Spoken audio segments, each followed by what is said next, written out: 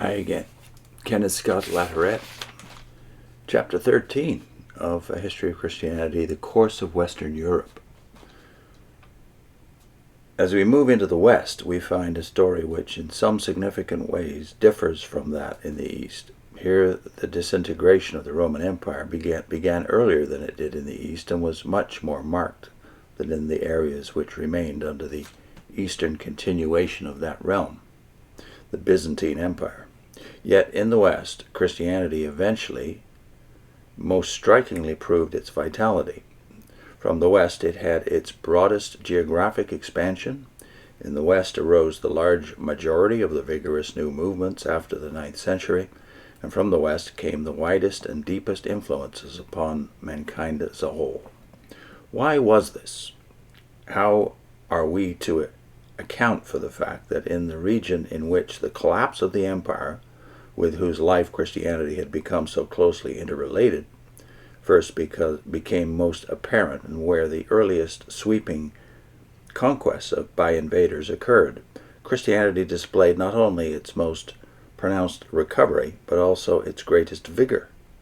Had an intelligent traveler from China or India journeyed through the Mediterranean world at the end of the 6th century, he probably would have given a quite contrary forecast, and would have looked for the revival and the renewed spread of Christianity, if they came at all, from the East. Here, with the exception of Rome, were all the most ancient and strongest churches. Here, the existing patterns of life had been far less disturbed. Here, the largest part of the theological thinking and discussion had taken place and was still in progress. Here, monasticism, that potent new movement in protest against the growing laxity of life in the church, had arisen and had shown its most extensive development. The answers to this question must be in part conjectural, yet some factors can be pointed to as offering possible clues. One of these seems to have been that the collapse of the empire freed Christianity from the restrictions placed on it by its close association with that regime, and gave greater opportunity for its inherent genius to express itself than was true in the East, where the Roman state persisted.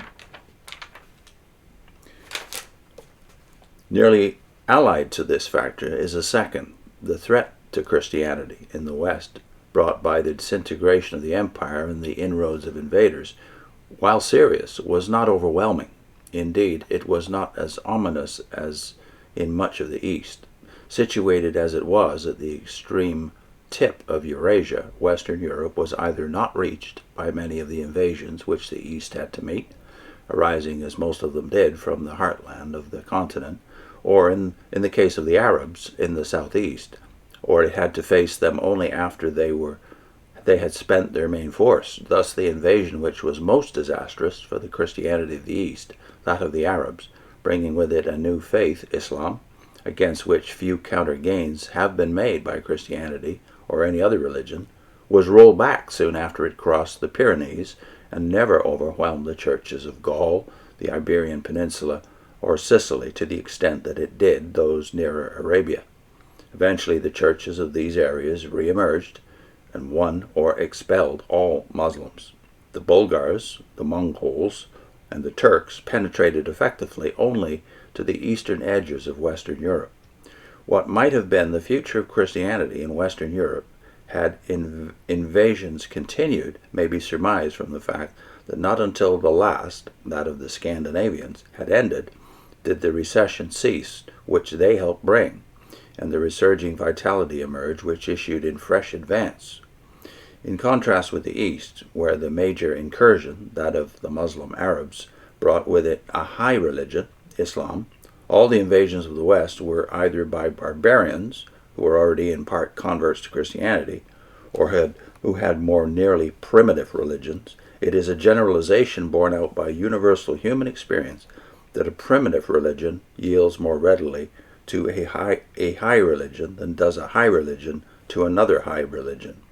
Christianity won back none of the ground lost by it in the East to Islam, but in contrast, it not only regained all of the territory in the West which it lost, but pressed out beyond its former frontiers and gathered into its fold pagan peoples of primitive faiths and cultures. Next time, the main features of the Western Europe in which Christianity was set. I'll put in a link to a discussion we had on Isaiah chapter 1, where you see similar conditions to those in these Middle Ages, the end of this period, the 10th century A.D. After 10 centuries of Abrahamic faith in the Old Testament, you have Isaiah chapter 1, in which you see very clearly the decay and the decadence that had set into Israelite society, not just the north, the apostate kingdom, but also the south, Judah and Benjamin. But at the same time as you see decay and decadence, you also see a new vitality. The word continues to spread. And that word in the 8th century BC meant Isaiah, it meant Amos, Hosea, Micah. So that portion of the scriptures that we now call the prophets, and in our English Bibles, was generated by the very decadence and decay that caused a counter-reaction, as he points out here, in the East and in West, monasticism, which gave a new impetus to Christianity, and the survival and the going forth of the word in medieval times and the Reformation period and beyond, right up to today. So this is definitely a parallel in Christian history to what we see in the Old Testament itself, in the progress of religion, in the one theocracy that God created, that of Israel. I'll put that link on there to our discussion of Isaiah chapter 1. See you soon.